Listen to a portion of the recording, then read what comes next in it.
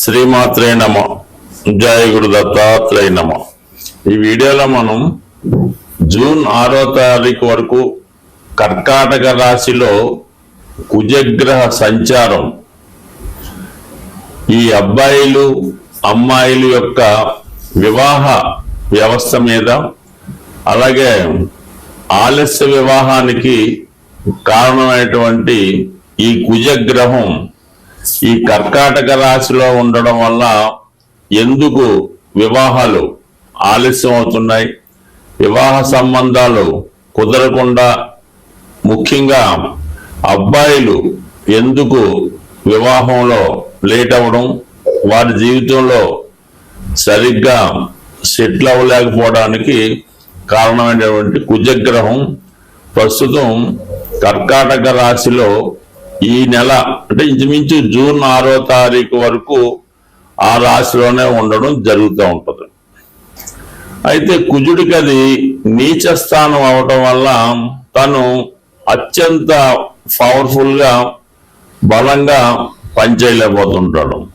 సాధారణంగా వివాహం జరగడానికి, వివాహం తర్వాత అన్యోన్య దాంపత్యం ఉండడానికి కుజగ్రహం చాలా వరకు కారణమవుతూ ఉంటుంది. అయితే ఎక్కువగా అమ్మాయిల జాతకంలో కుజుడు భర్త యొక్క స్థాయిని, ఎటువంటి భర్త వస్తాడు, అలాగే జాతకంలో కుజదోషం ఎంతవరకు ఉంటుంది, ఇవన్నీ కూడా ఎస్పెషల్లీ అమ్మాయిల జాతకంలో కుజుడు ఎంత బలంగా ఉంటే వారికి వివాహం అంత తొందరగా అవ్వడం, అలాగే వివాహం తర్వాత కూడా అన్యోన్యంగా ఉండడం, అలాగే తొందరగా సంతానం కలగడానికి కూడా కుజుడే కారణం అవుతుంటాడు. అయితే అబ్బాయిల జాతకంలో కుజుడు ఎంత బలంగా ఉంటే ఆ అబ్బాయి అంత తొందరగా జీవితంలో తొందరగా చదువు పూర్తి చేసి ఎంబటినే ఉద్యోగంలో చేరి వివాహం కూడా తొందరగా జరగడానికి, అంటే తొందరగా సెటిల్ అవ్వడానికి మగవారి జాతకంలో కుజుడు అత్యంత బలంగా ఉంటే ఆ బలం యొక్క స్థాయిని బట్టి అబ్బాయి యొక్క భవిష్యత్తు, అతని వివాహం, అతని క్యారెక్టరు, ఇవన్నీ కూడా ఆధారపడి ఉంటాయి. మరి అబ్బాయిల జాతకంలో శుక్రుడు కూడా భార్య యొక్క స్థాయిని చెప్పడం జరుగుతూ ఉంటుంది. శుక్రుడు అబ్బాయి జాతకంలో ఎంత బలంగా ఉంటే అంత అందమైనటువంటి, బాగా స్థిరపడినటువంటి మంచి డౌరీతో మంచి భార్య రావడం జరుగుతూ ఉంటుంది. అలాగే శుక్రుడు పాపగ్రహాలతో కలిసి ఉన్న, పాప రాసుల్లో ఉన్నా కూడా వివాహం ఆలస్యం అవడం, తొందరగా జరగకపోవడానికి కూడా కారణం అవుతుంటుంది. అంటే ముఖ్యంగా ఈ శుక్రుడు రవితో కంబస్ట్ అయి ఉన్న, రవికి బాగా దగ్గరగా ఒకే డిగ్రీలో ఉన్నా కూడా వివాహం జరగడం అన్నది చాలా కష్టం అవుతుంటది. వివాహం తర్వాత కూడా వివాహ బంధం అన్నది చాలా ఇబ్బంది పెట్టడం కూడా జరుగుతూ ఉంటుంది. అంటే సుమారుగా చెప్పాలంటే ఎక్కువ వివాహ వ్యవస్థ మీద మనం ఎక్కువగా కుజుడినే తీసుకోవడం జరుగుతూ ఉంటుంది. కుజుడు ఉన్న స్థానాలను బట్టి కుజదోషం నిర్ణయించడం జరుగుతుంది. కానీ శుక్రుడు కూడా ఈ వివాహ విషయంలో చాలా ప్రాధాన్యత చూపడం జరుగుతూ ఉంటుంది. అందుకని శుక్రుడికి అలాగే మన కుజుడికి సరైనటువంటి అవగాహన, సరైనటువంటి స్థానాల్లో ఉన్నప్పుడు కూడా ఆ వివాహ వ్యవస్థ చాలా అనుకూలంగా ఉండే అవకాశం ఉంది. ఉదాహరణకి ఎవరి జన్మ జాతకంలో అయినా ఈ శుక్ర కుజగ్రహాలు కలిసినప్పుడు వారి జీవితంలో వివాహం తర్వాత ఎంత కొట్లాడుకున్నా తిరిగి మళ్ళా కలుసుకోవడానికి కూడా కారణం అవుతూ ఉంటుంది. అందువల్ల ఏంటంటే ముఖ్యంగా జాతక పరిశీలనలో అమ్మాయిల యొక్క జాతకం చూసినప్పుడు ఆ కుజుడు యొక్క స్థితిని బట్టి, కుజుడు ఉన్నటువంటి స్థానాలు, కుజుడు ఏ గ్రహాలతో కలిసి ఉన్నాడు, పాపగ్రహాల వీక్షణ ఉందా, వీటన్నిటి బట్టి ఎప్పుడు వివాహం అవుతుంది, వివాహం తర్వాత ఏ విధంగా ఉంటుంది, ఏ వైపు నుంచి భర్త వచ్చే అవకాశం ఉన్నది 100% ఈ కుజుడు బట్టి అమ్మాయిల జాతకంలో చెప్పడం జరుగుతూ ఉంటుంది.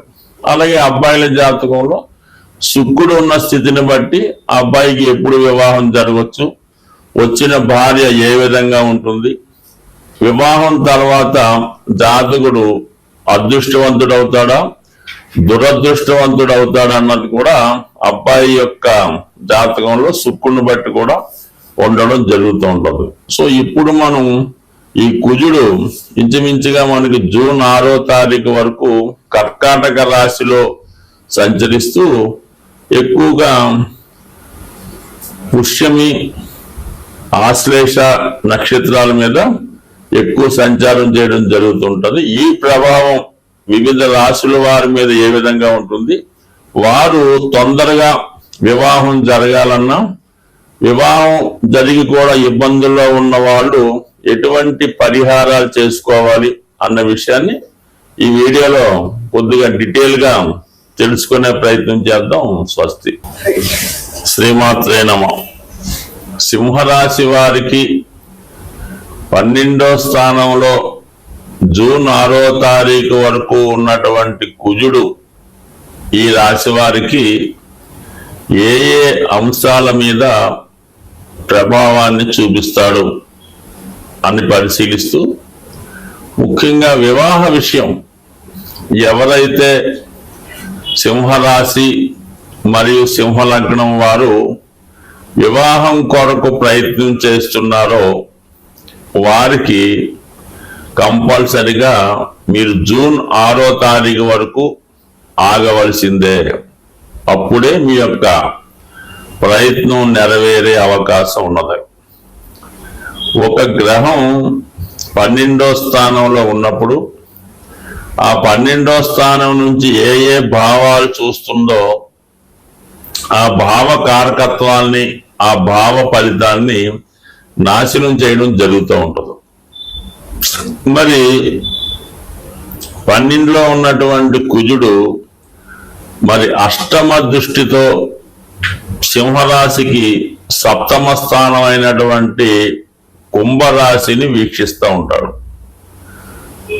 ఈ కారణం వల్ల ఏంటంటే మీరు ఎన్ని కష్టపడి ఎంత వివాహ ప్రయత్నం చేసినా ఏదో కారణం వల్ల అది డిలేగా పోస్ట్ పోన్ అవుతూ ఉంటుంది. కాబట్టి సాధ్యమైనంత వరకు దాన్ని పక్కన పెట్టి మరి 3వ స్థానాన్ని వీక్షించడం అన్నది ఏంటంటే మీలో మంచి కాన్ఫిడెన్స్, ధైర్యం ఏర్పడుతుంది.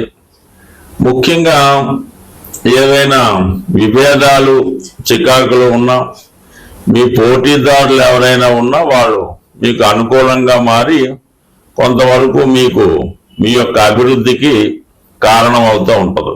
అందుకని 3వ స్థానానికి కుజుడు కారకుడు. తన స్థానాన్ని చూడడం వల్ల కంపల్సరిగా మీకు అటు బంధువర్గం, బయటవారు అందరూ కూడా సహకరిస్తారు. మీరు కూడా ధైర్యంగా ఒక నిర్ణయానికి రావడానికి చాలా మంచి సమయం ఇది. అలాగే 6వ స్థానాన్ని వీక్షిస్తాడు అన్నమాట 7వ దృష్టితో.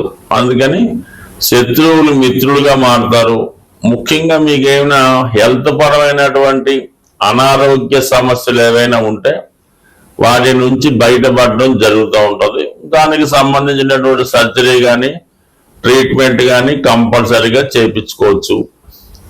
అలాగే కోర్టులో ఏవైనా సమస్యలు ఉన్నా, మీరు ఎవరికన్నా అధిక మొత్తంలో ధనం బాకీ ఉన్నా ఇవన్నీ కూడా మీరు దాన్ని సెటిల్ చేసుకోవడం జరుగుతూ ఉంటుంది.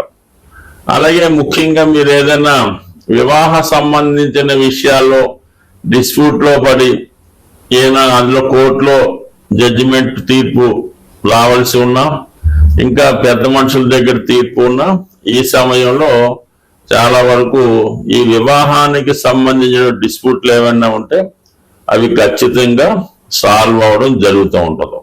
సో అందువల్ల ఏంటంటే జాతకుడు ఏదన్నా వివాహానికి ముందు కార్యక్రమాలకి పర్లేదు, కానీ వివాహం సెటిల్ చేసుకోవడానికి ఒక అంగీకారం రావడానికి మీరు జూన్ 6 వరకు ఆగవలసింది. అయితే కొంతలో కొంత బెటర్ ఏమవుద్దంటే మీకు ఈ మే 15వ తారీఖున మన గురుగ్రహం మీకు 11వ స్థానంలోకి రావడం జరుగుతుంది. ఎప్పుడైతే గురువు 11లోకి వచ్చాడో మీకు కంపల్సరిగా మిగతా భావాల్ని యాక్టివేట్ చేస్తుంటాడు. 3, 7, 11 భావాల్ని యాక్టివేట్ చేస్తూ కొంతవరకు వివాహ ప్రయత్నాలు దగ్గరగా రావడం మొదలవుతుంది. ఎప్పుడు మే 15 తర్వాత. బట్ ఏదన్నా మే 15 తర్వాత కొంత బెటర్ అవుతుంది. జూన్ 6 తర్వాత కన్ఫర్మ్ అవుతుంది. ఇక శుక్రుడు కూడా ప్రస్తుతం మనకి అష్టమ స్థానంలో ఉన్నాడు.